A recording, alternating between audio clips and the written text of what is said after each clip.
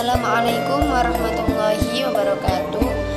Perkenalkan, nama saya Amalia Rohmati Nazili dari Prodi Pendidikan Bahasa dan Sastra Indonesia semester 2. Video ini dibuat untuk memenuhi tugas UTS mata kuliah Pemikiran dan Peradaban Islam yang diampu oleh Bapak Dosen Muhammad Syarif Kholili MPDI. Yang terhormat kepada Bapak Syarif Kholili MPDI selaku dosen pengampu mata kuliah Pemikiran dan Peradaban Islam.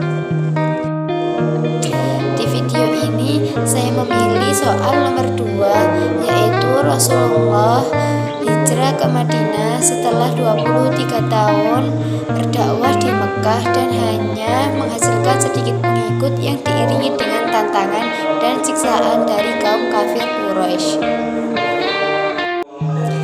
Yang pertama, jelaskan bagaimana perkembangan Islam setelah Rasulullah hijrah ke Madinah.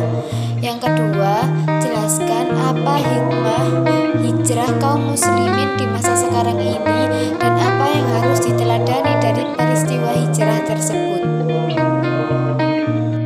Yang pertama, saya akan menjelaskan bagaimana perkembangan umat Islam setelah Rasulullah hijrah ke Madinah.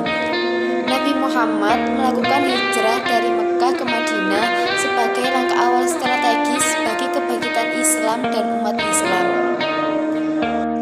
1 Muharram selain dinilai sebagai tonggak sejarah kebangkitan Islam dan umat Islam, juga sebagai awal kalender Islam yang berdasarkan peredaran bulan.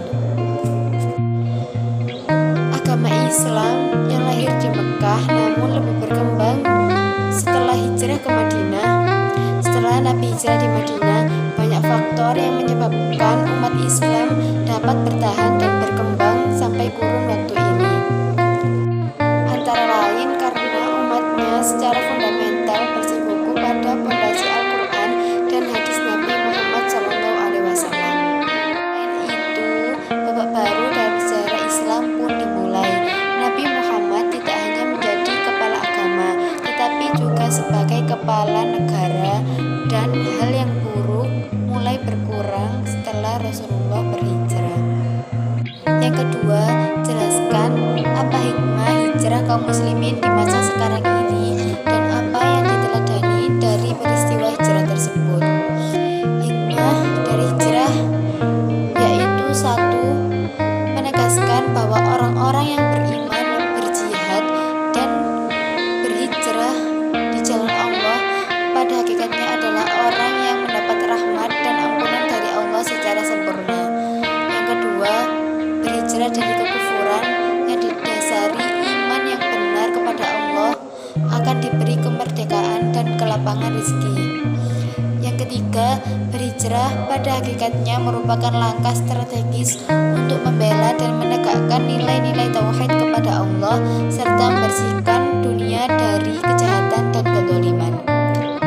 Yang terakhir, hijrahnya Rasulullah mendidik manusia bahwa untuk mencapai suatu kesuksesan yang besar memerlukan pengorbanan yang besar pula, serta menjelaskan bahwa esensi hidup dalam perspektif Al-Quran bukan semata menarik dan menghembuskan nafas, tetapi untuk membela dan mengembangkan agama Allah yang diawali dengan sikap optimis dan kerja keras, kemudian tawakal.